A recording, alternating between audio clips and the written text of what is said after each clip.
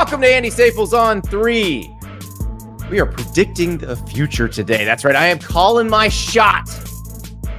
10 things that will happen in the 2024 college football season, unless they don't. My record on this is pretty spotty. Let's be real about this, but I feel very confident about these picks. Very, very confident. And I know there's some that are probably going to make certain fan bases mad. You will think I am jinxing your team. You will be sick of hearing about other teams. You will say, you always pump this team up and they always disappoint us. I get it. You will accuse me of favoring one conference over the others. I'm used to it. All of these feel very reasonable, even though when you say them out loud, some of them sound pretty crazy. And that is the beauty of this. The beauty of this is this season is going to be wildly unpredictable. It's going to be very different. It's going to require us to think about this stuff in ways that we haven't thought about it before. So I've got one prediction. Prediction number 2, that a bunch of you are going to be like, there's no way. I can make a very compelling case. Just telling you, it's going to be a spectacular season. How do we know this? Because even in the offseason, on days that shouldn't really mean anything, have anything going on, or should just be simple, happy days of celebration, you get trash talk. Before we get into predictions, we have to address this one thing. Remember, Monday was the first day officially for Oklahoma and Texas in the SEC. So there were a lot of celebratory functions in Austin and in Norman. The SEC network was obviously all over this. There was a roundtable discussion from Norman on the SEC network. Joe Castiglione was on a panel. SEC Commissioner Greg Sankey was on the panel. Dari Noka, the SEC network host, who went to Oklahoma, he's on the panel. And Joe Castiglione, the Oklahoma athletic director, is talking about moving to the SEC and what that meant. And in the past, there had been some reservations from some at Oklahoma about the idea of moving to the SEC. But he delivers this beauty, and everybody knew who he was talking about. He said, I will tell you without reservation, every coach we talked to was excited. And you know what? The ones that aren't here anymore. That is a shot across the bow at Lincoln Riley. Remember, Lincoln Riley was Oklahoma's head coach in 2021 when the Sooners decided to go to the SEC. After that season, he leaves for USC. Now, remember, at that point, USC had not announced it was going to the Big Ten yet. I do think the wheels were in motion. So I would be genuinely curious to find out, how much did Lincoln Riley find out during the search process as he was deciding to leave Oklahoma for USC? How much did he find out about the potential Big Ten move? Because that's one thing I've never been able to fully nail down the timeline on that. I know that it was a several-month process of USC and the Big Ten kind of doing the dance. But did he know they were definitely moving to the Big Ten when he went to USC? Because it feels like he left Oklahoma not wanting to get into the fire pit of the SEC and just jumped into a different fire pit in the Big Ten. Because I think it's going to be very similar. It may not be as intense of a recruiting environment, but I think as we've learned over the last few months, if you want to compete for national titles, it actually doesn't matter whether you're in the Big Ten or the SEC. You're competing against the same Big Ten and SEC schools no matter what. So Lincoln Riley, who had like a bunch of very high-profile top 100 defensive recruits committed, and now they aren't because they're all flipping to SEC schools. he's in the same boat he would have been in had he stayed at Oklahoma. Christopher Jordan out of the frying pan into the fire. Exactly. It is one of the great questions because Bob Stoops, when he was at Oklahoma, did not want any part of the SEC and recruiting in the SEC. It just wasn't what he wanted to do. He did not feel like he had the stomach for that. Now, remember, Bob Stoops had worked in the SEC for 3 years as Florida's defensive coordinator, so he had a good idea of how it worked. He obviously had to play against SEC schools in the postseason, but that was not something Oklahoma wanted. It was something we talked about with Eddie Radosevich and George Stoya on Monday's show. Under the previous president, David Boren at Oklahoma, the leadership there was not particularly keen on moving to the SEC. The SEC always wanted them. So when you had that situation where the Pac-10 then was trying to poach 6 schools from the Big 12, Oklahoma was very much on board with going out west. They did not want to go to the SEC. The SEC would have taken them at any point in the past 30, 40 years. It would have been, if Oklahoma had said, we want to come, the SEC would have been like, okay, come on. It was only later that the Oklahoma administration decided the SEC was the best thing for them. But the Lincoln Riley thing is absolutely hilarious. The Joe Castiglione, because Joe Castiglione, if you've met Joe, he's one of the most mild-mannered guys you'll ever meet. He does not make public pronouncements like that lightly. That was some hanging red meat for the Oklahoma fan base. But that said, let's go back to what we said on the show on Monday.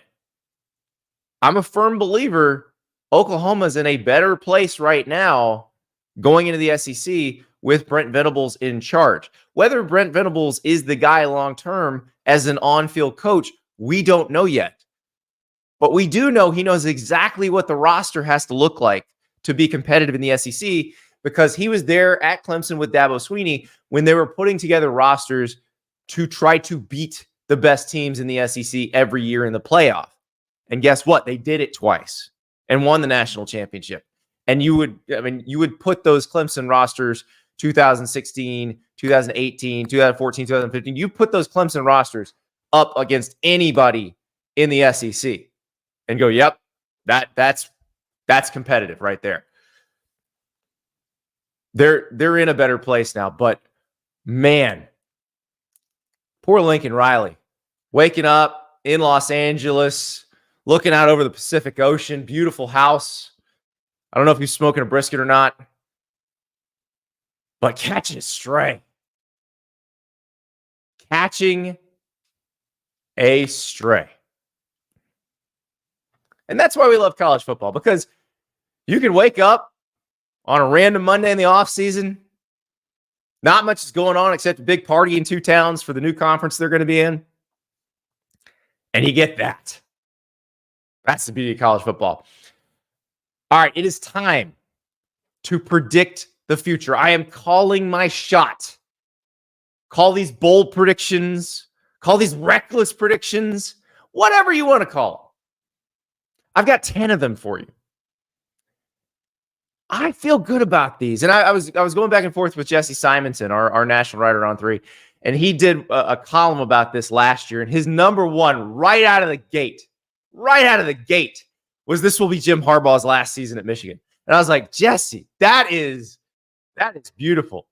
Now, some of his hot seat predictions were a little off, but when you come out of the gate strong like that and you are 100% correct, that's all anybody's going to remember. My first one, I guarantee I'm going to be correct on this one. Guaranteed. I'll tell you why. Because it has no other choice but to be this. Number 1, this will be the most electrifying college football season since 2007. And maybe even more electrifying than 2007. But remember 2007? 2007 started with Appalachian State beating Michigan. And it never actually got sane at any point along the way. You had Louisiana Monroe beating Alabama. You had the final day of the season. So remember, at that point, some leagues had championship games, others didn't. So in the Big 12 championship game, you had Missouri versus Oklahoma. If Missouri won the game, Missouri was going to play for the national title. Then over in the Big East, you had the final regular season game. You had the backyard brawl. West Virginia heavily favored over Pitt. If West Virginia won, they were going to play in the national title game. So you woke up with the possibility of a Missouri-West Virginia national title game.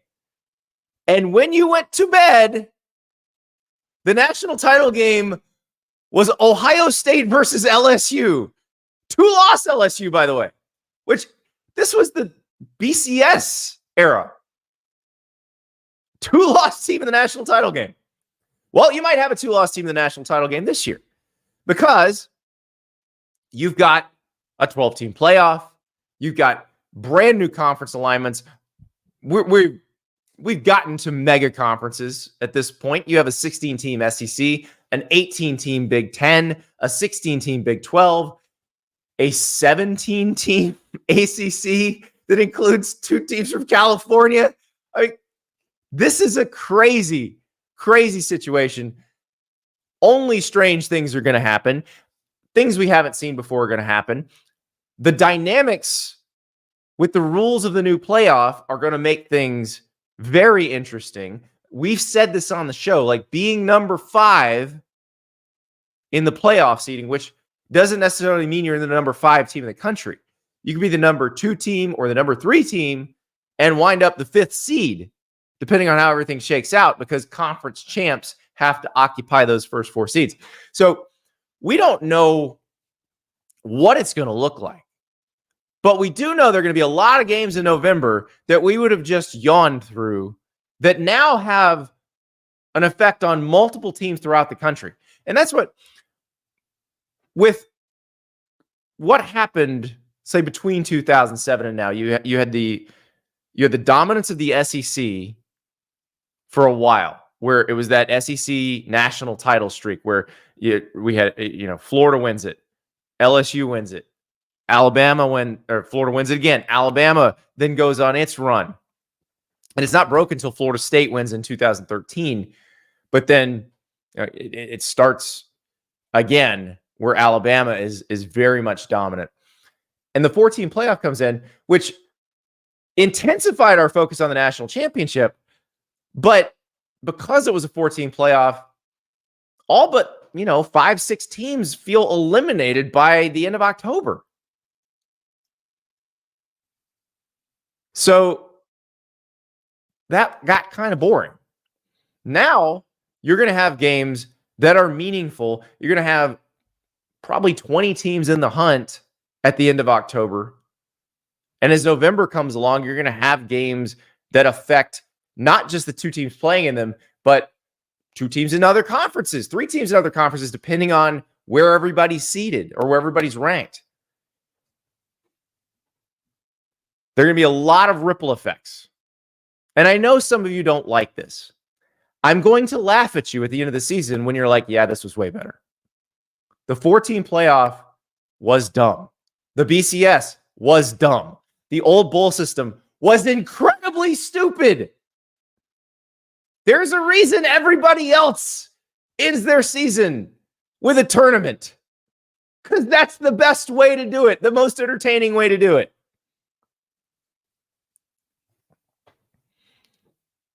And don't say, well, that made college football different. No, it just made college football dumb. This will be better. This will be more fun. We got predictions all over. The truth says Clemson is going to have an actual competent offensive line that's not going to frustrate people. Ooh, that is a good prediction. I don't have that one in there, but I'm happy. If you guys want to throw your predictions out in the chat, we can add bonus predictions. I like it. I like it. All right. That's a very general prediction. That's going to come true. I already know that. Let's go to one that is a lot more specific. And this is going to enrage not just the people who don't like this team. I don't think the people who like this team are going to be very happy with this prediction, because you're going to say I am jinxing them. Excuse me. I am out of order here. That's number 3. Number 2 prediction. This is where you're just going to call me an SEC homer, and that's okay. I'm used to it. 5 SEC teams will make the first 12-team college football playoff. 5. So when I did my post-spring top 25, I got done and I realized, wait, I have 5 SEC teams in the playoff here. Is that too many? Do I need to adjust it? And I thought, no, I don't think I do. Because let's look at how last season ended. There were 7 teams that will be in the SEC in 2024. So at the end of 2023, 7 teams that are going to be in the SEC in 2024 were in the top 13 of the college football playoff ranking. So that was Texas, Alabama, Georgia, Ole Miss, Missouri, LSU, and Oklahoma. We're all in the top 13 of the college football playoff ranking. So now we know how the rules work. Highest ranked group of 5 champ gets in. That probably means, because they're probably going to be ranked lower than number 12, that probably means the number 12 team booted out. If one of the power conference teams happens to be ranked lower than number 12, then your number 11 team's probably getting booted out too. But I think as big as these power conferences are now, I think the chances of a champion being ranked under number 12, pretty slim. I think that your ACC champ and your Big 12 champ are probably going to be top 10 teams. So I'm thinking, can the SEC get 5 teams in that top 11? And yeah, I do think it's possible because Alabama, Georgia, and Texas, from a roster standpoint, are capable of competing for the national title. It doesn't mean they're going to have the perfect seasons, but you don't have to have the perfect season anymore. So we think those 3 teams are going to get in, and we think maybe one of those teams is going to win the SEC. Now, there's some other teams that could be competitive and also compete for the SEC title, but we think those 3 teams probably would get in. Texas and Ole Miss, both of those I feel like got good schedule draws. Alabama and Georgia, they got a little bit tougher schedule draws, but Texas and Ole Miss got good schedule draws. Ole Miss, the roster looks good. Ole Miss would have made it last year in this system. Missouri would have made it last year in this system. Now, I don't know if Missouri this year is going to be as good. We'll talk a little more about the Tigers later. We know their defense needs to be, replenished. I'm not worried about their offense. So they're a contender. Tennessee got a great schedule draw. Should be better on offense. Should be as good or better on defense. They got a good situation. Oklahoma and LSU are Oklahoma and LSU. Now, yes, their schedules are a little bit tougher, but these are programs that always are good. Like their baseline is good. So if some of the breaks go their way, they could be 10-win regular season teams. They could be in the playoff. I think it's possible. You look at last year, it probably would have been 4. Go through the years. And this is cyclical because if you go through the years of the college football playoff, there were years when the SEC would have only gotten 3 in. I think there was one year where they only would have gotten 2 into the college football playoff because they had some doubt. Like there was a period where it was really Alabama carrying everybody. But the SEC is very deep right now. The Big Ten is trying to get that deep. And I will be curious to see which Big Ten teams we're talking about because those are the ones that are probably going to be fighting with the SEC teams for these spots. This is probably where your Penn State comes in. If Iowa has a functional offense. I didn't predict that. I thought about predicting Iowa will have a functional offense. I'm not sure I'm ready to go that far yet. But those are the teams that are going to be fighting for these spots. If USC is good, they could be fighting for one of these spots. Like if USC's defense is really improved, for all the stuff we say about Lincoln Riley, we love his offense. His offense is always good. So if their defense is improved, do they get in the mix for one of these? Then you got the Big 12, where it feels like anybody can win it. The ACC, we're going to talk about that in a second. But right now, I'm saying 5 SEC teams in that first 12-team playoff. Next one. All right, this is my very specific team-specific prediction that will enrage the fans not of this team and the fans of this team. Nebraska will be 7-0 entering the Ohio State game. 7-0. Look at that schedule. UTEP, Colorado, Northern Iowa, Illinois at Purdue, Rutgers at Indiana. Now, Kirk Cignetti and company in Indiana, they're like, hey, we're coming for Ohio State and Michigan. Forget Purdue. We're coming for everybody. I don't discount Kirk Cignetti making Indiana better. The Rutgers game is going to be the ultimate rock fight. Rutgers are going to have a really good defense. That game's in Lincoln. If that game were in Piscataway, I might not be as bold in this prediction. Obviously, Colorado beat them last year in Boulder. Can Nebraska overcome what was a big problem with turnovers that hamstrung a very good defense? That was the issue for a lot of last season. So here's the thing. It's probably Dylan Raiola starting at quarterback. So your 5-star recruit, all the pressure in the world coming in. But the reality is Tony White's defense is going to be the star at Nebraska. Nash Hutmacher, the polar bear, those guys, they are going to be the ones that are going to be relied upon to help win these games. And these, I would imagine these games could be fairly low scoring. But Dylan Raiola has to be good, but he does not have to be Superman to make this work. And the thing is, like, go back to last season, the first game against Minnesota. Just take care of the ball and you win the game. Those are the ones. Plus, we look at Matt Rule's history. When he went to Temple, they improved by 4 wins from year 1 to year 2. At Baylor, they improved by 5 wins from year 1 to year 2. Now, Nebraska was in a better place when Rule took over than either of those programs were. So there's probably not that much room for a jump because a 5-win improvement's a 10-win season. And the 7-0 part, like it could be 7-5 or 8-4, even if you start 7-0, because the schedule does get hairier after that.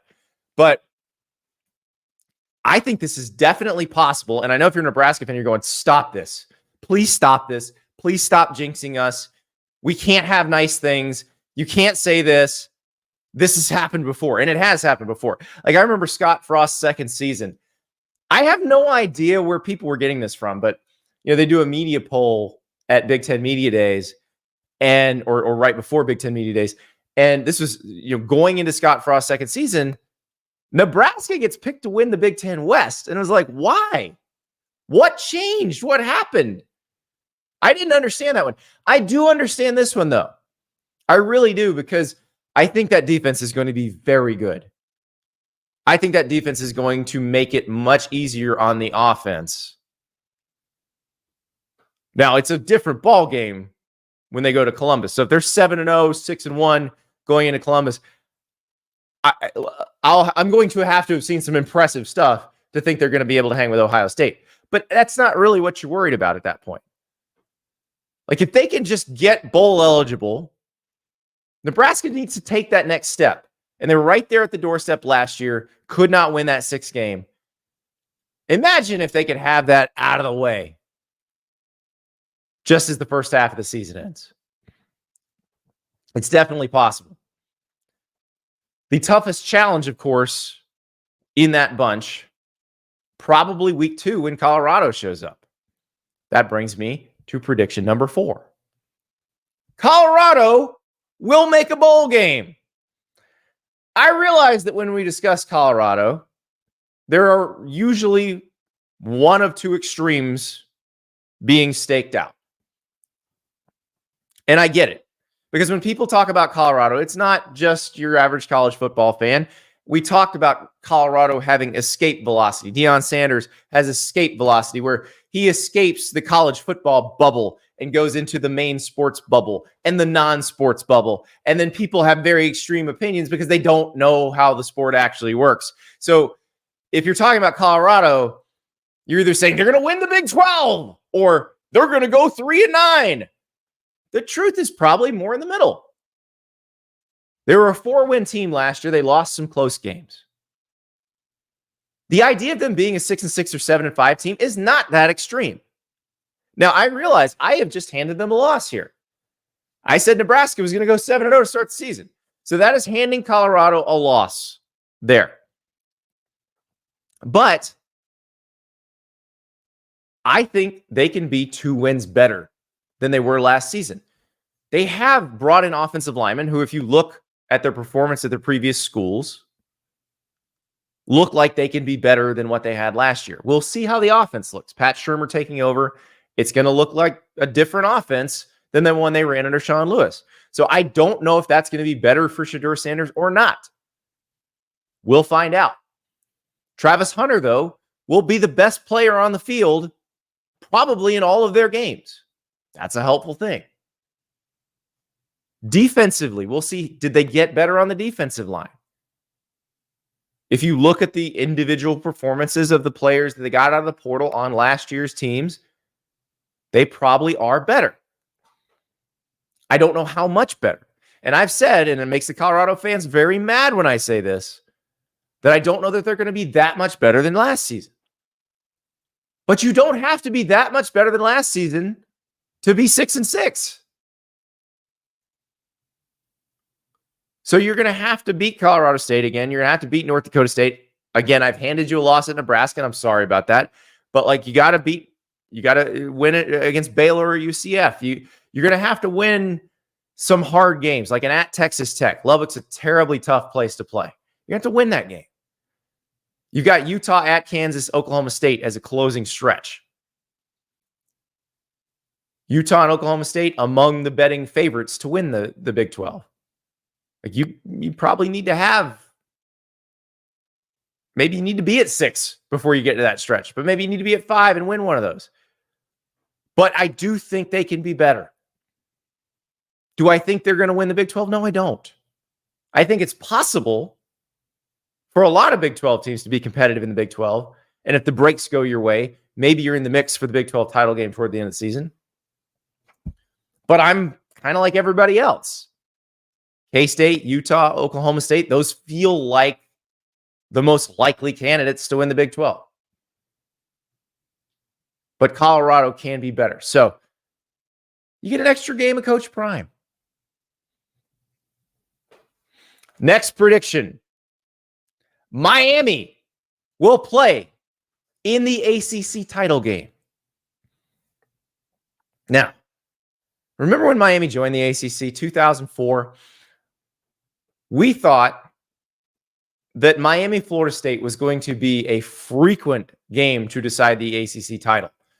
They put them in opposite divisions so they would wind up playing in the title game. They never actually wound up playing in the title game. Now, Florida State obviously has held up its end of the bargain here. Florida State has won the ACC 5 times since Miami joined the league. Miami has won it 0 times. They have played for the ACC title once, and there was one year where they could have played for it, but they weren't eligible for postseason play.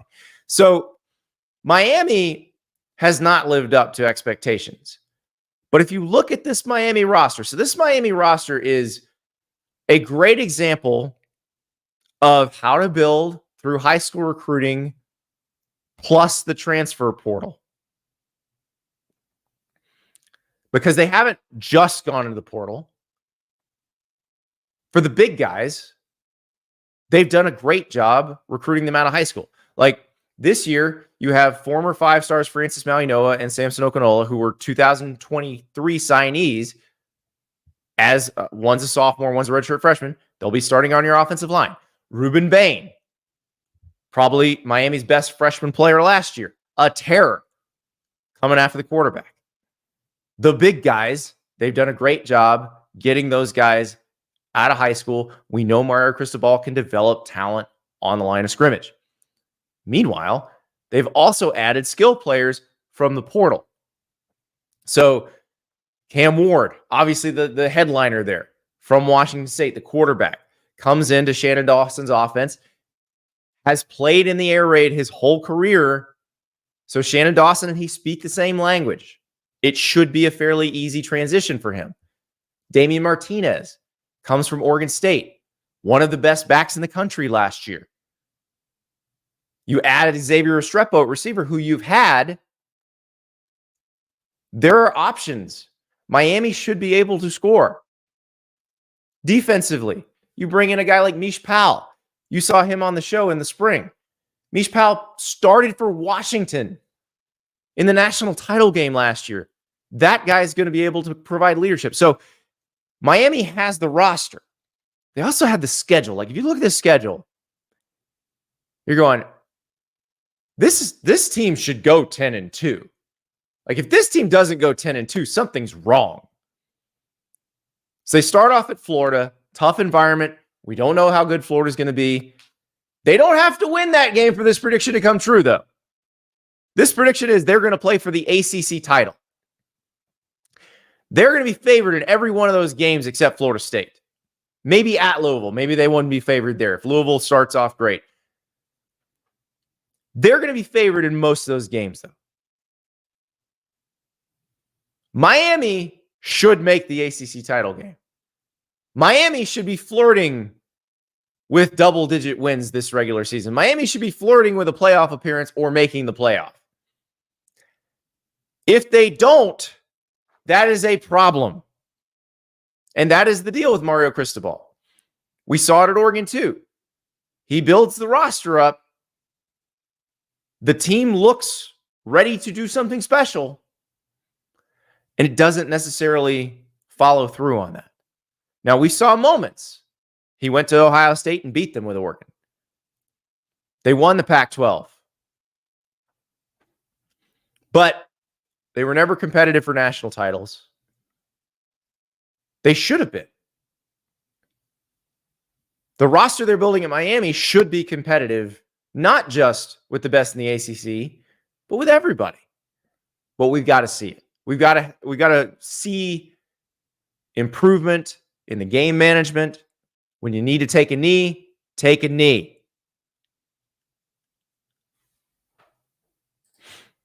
Rocky Top Tom says a 500 SEC team would go undefeated with that schedule. Their hardest games are Duke and Florida. No, their hardest game is Florida State, Rocky Top Tom. Remember Florida State? They went 13-0 last year, won the ACC. Going to be the favorite in the ACC again this year. But I'm with you. It's a fairly light schedule. They should be able to handle this. If they don't, panic.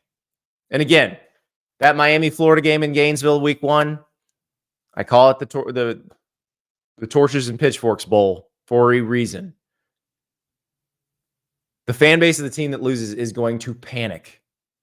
They're going to be off a cliff because they're going to say, if we can't beat those guys, what happens next? But the thing about Miami is if they were to lose that game, they can absolutely still play for the ACC title.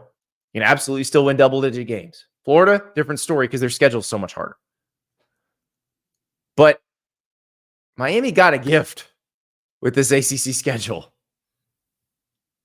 Take advantage of it. You've got the roster. Take advantage of it. Number 6. Arch Manning will start at least one game for Texas, but Quinn Ewers will remain QB1. Now, this one I would prefer not to come true because I do not wish ill on any player. And I certainly don't want Quinn Ewers to get hurt. But the reality is Quinn Ewers missed 3 games to injury in 2022. He missed 2 games to injury in 2023. And this is a broader point about how good is your backup quarterback if you are a team that wants to compete for the national title. Because if you do, it is a long season. A long, long season. So the season Texas wants to have. Texas wants to play for the SEC title, wants to win the national title. If you make the SEC title game and you wind up playing for the national title, depending on whether you win or lose the SEC title game, you were either playing 16 or 17 games. You better be comfortable with your backup quarterback situation. And that's where Texas comes in because I think they're probably more comfortable than anyone. So Quinn Ewers has missed time each of his first 2 seasons as a starter to injury. If Quinn Ewers goes down, Steve Sarkisian seems completely comfortable with Arch Manning coming in and winning games. Now ask yourself this. How many other teams that aspire to win a national title feel that way? Does Alabama feel that way about bringing Ty Simpson in if Jalen Milroe gets hurt? Does Georgia feel that way about bringing in Jaden Rashada if Carson Beck gets hurt? Ohio State, is it one of the guys who's been on the roster? Is it Julian Sayin, the freshman? Aaron Nolan, the freshman? If something happens with Will Howard. There are so many games if you're trying to win the national title. So how comfortable are you with your backup quarterback situation? And right now, it's hard to have a guy who's been in your system for any length of time who you feel comfortable with jumping in and starting a game. Now, last year, Malik Murphy was the one who started when Quinn Ewers went down. Texas barely escaped Kansas State in that game. Barely. That was one of the games he started last year. So, it's interesting. Alex in the chat says, Lagway. That's DJ Lagway. That's Florida's backup quarterback. Yeah, they feel comfortable about him. I'm not sure we're talking about Florida in this conversation. If Florida's in the mix for the national title, we're having a very different conversation about Graham Mertz and or DJ Lagway. But the bigger point is there's not a lot of places where you feel that comfortable. Shane says Devin Brown at Ohio State, and that's probably who it is. Devin Brown was supposed to be the guy who carried them in the bowl game last year. He gets hurt at the beginning of the bowl game. We never really got to see what he could do. But Devin Brown is probably the guy if something happens at Ohio State. But Arch Manning feels like the most comfortable you'd be in this situation. Last year, Georgia, I think, would have been comfortable if Brock Vandagriff had to come in down the stretch. But now Brock Vandagriff's the starter at Kentucky. And that's why I said, what is it? Is it Jaden Rashada now at Georgia? If that's what happens. So it is going to be just a different situation. Oregon is a good example. So Dylan Gabriel is the starting quarterback at Oregon. Dante Moore, probably your backup. Ty Thompson was the longtime backup. Now he's gone, went to go find a place he could start. So how comfortable are you with your backup? Because this is going to be a long, long season if you aspire to win a national title. And Texas, I think, feels very comfortable with their quarterback room that if they need to replace Quinn Ewers for any length of time, they're good with Arch Manning. Prediction number 7. The 2024 Heisman Trophy winner will start the season with a plus 2,000 or larger betting line. So, very interesting. The last 3 seasons, the person who has been in the top 3, one of the people in the top 3 of the betting favorites for the Heisman Trophy going into the season. I'm not talking about during the season. I'm talking about going into week 1. Somebody who's been in the top 3 has won the award. We are due for an out of nowhere Heisman Trophy winner. The last one of those was Devontae Smith. And really, you're not going to have a receiver as a favorite because, let's be real, that's not who typically wins the award. The award typically goes to a quarterback on a good team. This year, I feel like it's going to be an even more succinct set of criteria. Quarterback on a team in playoff contention in the last 2 weeks of the season. So it doesn't necessarily mean you have to make the playoff, but you have to be in the hunt at the end of the season. Your favorites right now: Georgia's Carson Beck. We talked about Quinn Ewers. We talked about Dylan Gabriel. Those are your favorites. Beck is plus 750, Ewers plus 900, Dylan Gabriel plus 1,000. And then you've got, in the plus 1,500 range, you got Jalen Milroe at Alabama. You got Jackson Dart at Ole Miss. Jackson Dart's going to put up big numbers this year. That team's probably going to be good. So those are guys that you probably feel like could be in the mix. Will Howard, we mentioned before, he's surrounded by a lot of talent at Ohio State. Great receiver room. Great backs. We'll see about the offensive line, but it should be better than last year. But if you're going to take a 13-1 shot on Will Howard, why not take a 25-1 shot on the guy who forced Will Howard to transfer? So Avery Johnson plus 2,500 at Kansas State. If Avery Johnson leads Kansas State to a Big 12 title and is as good as we think he might be, absolutely Avery Johnson would be in the mix for the Heisman Trophy. Absolutely. This guy is lightning fast. Now, we need to see his arm more. We've seen a small sample size of his arm. A couple beautiful throws he made last season, but can he be more than a very scary running threat? Because if he can, then, yeah, he could be a competitor for the Heisman Trophy. Also, in that plus 2,500 group, Connor Wegman at Texas A&M. Now, we're not talking about Texas A&M as a playoff contender, and we don't need to talk about that unless they just come out guns blazing and it turns out they're awesome. But the last time we saw Connor Wegman healthy, Texas A&M's offense was getting better. It felt like things were starting to turn around. And a lot of that was because of Connor Wegman. We didn't get to see a full season with him. He's got Colin Klein calling the plays for him. That's the guy who called plays for Avery Johnson and Will Howard last year at Kansas State. Definitely a possibility. Or if we're talking about, we mentioned Avery Johnson, who's the reason Will Howard's at Ohio State. How about the reason Dylan Gabriel's at Oregon? Jackson Arnold is plus 3,000 at Oklahoma. If Oklahoma makes the playoff, Jackson Arnold is going to put up crazy numbers. If Oklahoma is a 10-win team against the schedule they play, Jackson Arnold is going to have a great season. Elias Gray, if God forbid Jalen Daniels can stay healthy, yes, Kansas quarterback Jalen Daniels, perhaps the most exciting quarterback in the country to watch.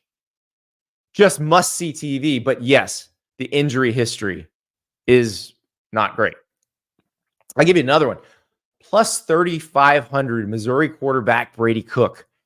I said earlier in the show, I am not worried about Missouri's offense. Brady Cook is throwing to perhaps the best receiver in the country in Luther Burden. Now, Luther Burden, plus 6,500 if you really want to take a flyer. But Brady Cook averaged 9 yards per attempt last year. I think he's going to throw really well again this year. That's one. Maybe that might be my darkest of the dark horses because Missouri, I mentioned earlier, that schedule definitely lends toward playoff contention. If their defense can be replenished. Now, remember, they lost some very good players up front in the secondary. They lost their defensive coordinator to LSU. But if that defense can be replenished, that's a team that's going to put up numbers on offense and is going to win a lot of games.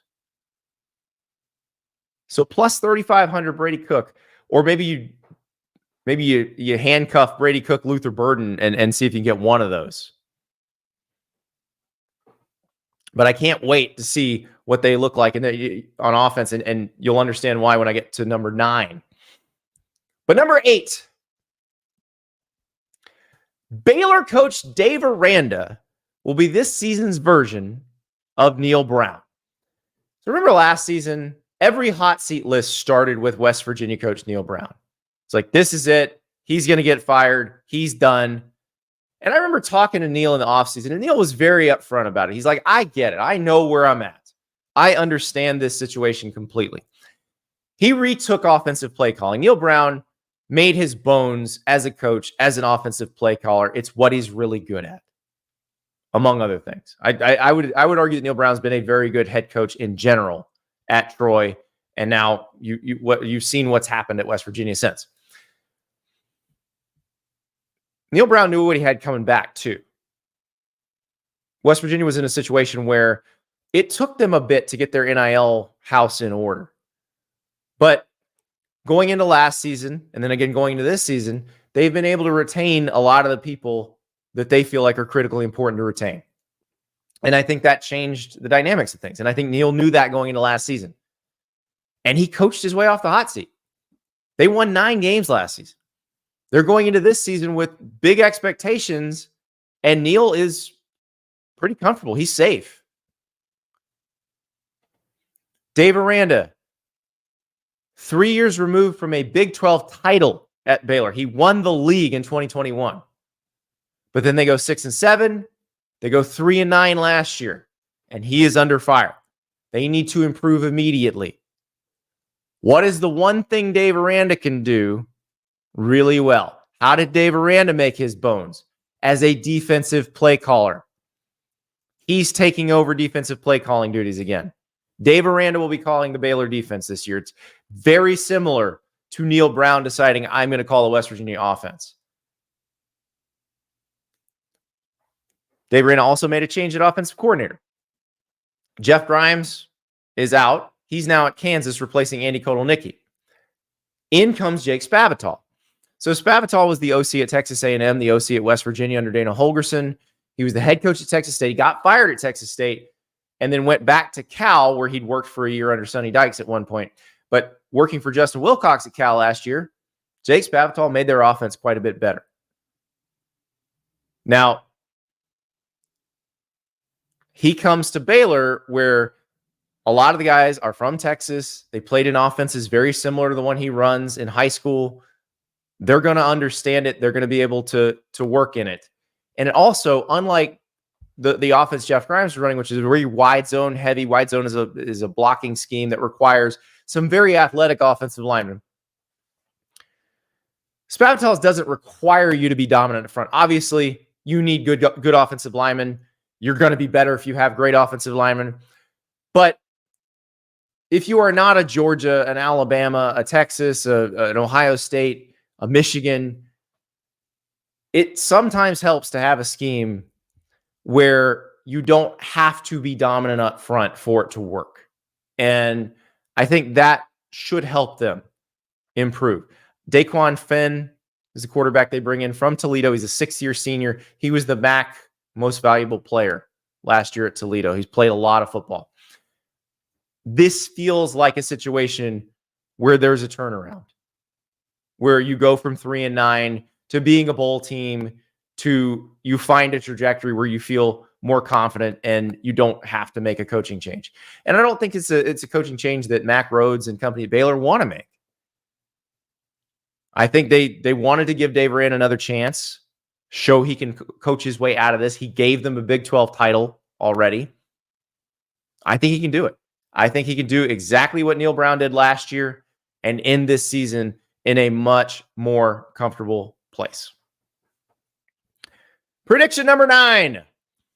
The most productive tailback duo in the country will likely be at Ohio State. But do not count out a pair of transfers at Missouri. Understandably, a lot of the offseason attention has gone to Travion Henderson and Quinshon Judkins at Ohio State. Henderson was already on the roster, and he's awesome. Quinshon Judkins, very productive back at Ole Miss. He joins the Buckeyes. But do not discount the possibility of this Missouri running back room putting up big numbers. We just talked about Brady Cook and Luther Burden. That duo is going to scare the hell out of defenses. And you've seen what Missouri can do through the air. Again, 9 yards per attempt last year for Brady Cook. The offensive line should be just fine. They got Caden Green from Oklahoma. They got their left tackle came from SMU, played a bunch of games, and then they've got returning starters. These guys are going to be able to move the ball. So they lose Cody Schrader. Remember, Cody Schrader was the SEC's leading rusher last year. Cody Schrader is one of the great finds in transfer portal history.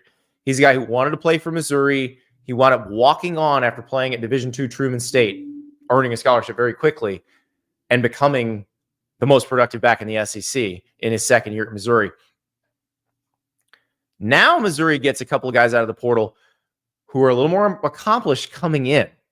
And it's kind of a thunder and lightning situation. So your thunder in this case is Marcus Carroll, who was a workhorse back last year at Georgia State. Your lightning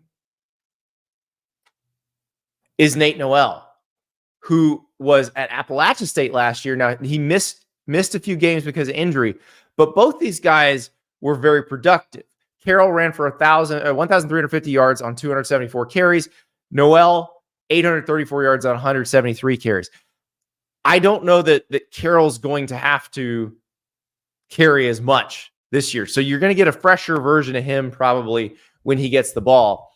And I really like the way this Missouri offense is put together. Eli Drinkwitz, the coach there, he's a Gus Malzahn disciple. That offense is at its best when they are capable of running between the tackles and then using that to set up the throw game. I think you're going to be pretty impressed watching Missouri run the ball this year.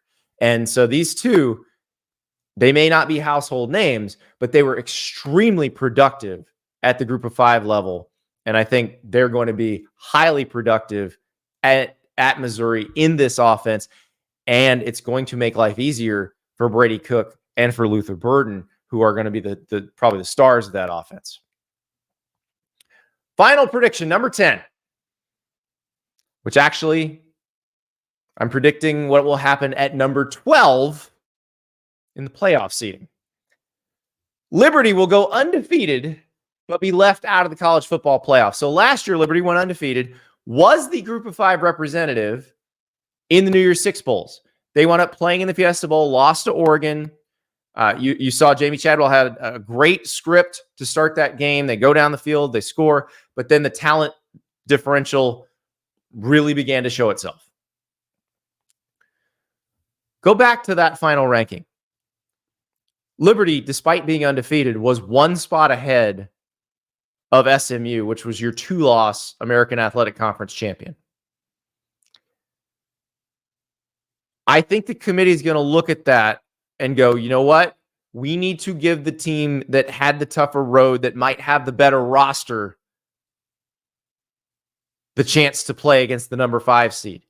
Here's why. The number 5 seed in the playoff is going to be probably the second or third best team in the country. It's probably going to be the second or third best team in the SEC or the Big Ten. They won't be able to be in the top 4 because they won't be a conference champion. They're going to be a team that can compete for the national title. They're going to be a team capable of winning the national title.